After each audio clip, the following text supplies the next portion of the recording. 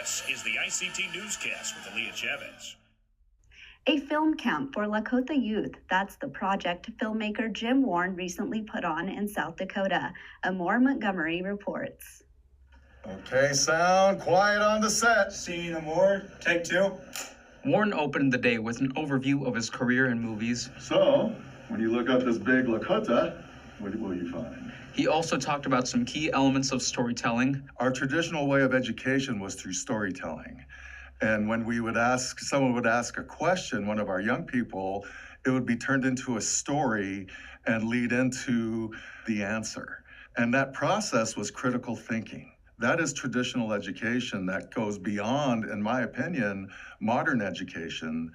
Warne and his colleagues walked the students through some interview techniques.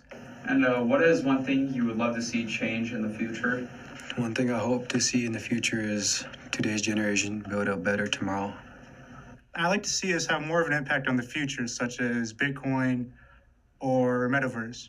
And had them help on filming a PSA announcement that will be used by the University of South Dakota Oyate Circle. Now this is going to be probably televised. The 7 students from Rapid City Central High School's Lakota Empowerment Club gathered for the day on the set of Warne's film Rememberingthe Children, about students who died at the Rapid City Indian boarding school.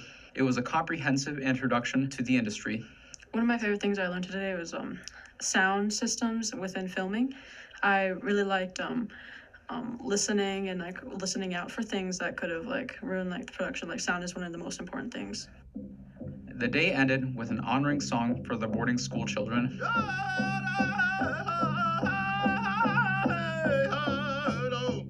In Rapid City, South Dakota, this is Amor Montgomery for ICT.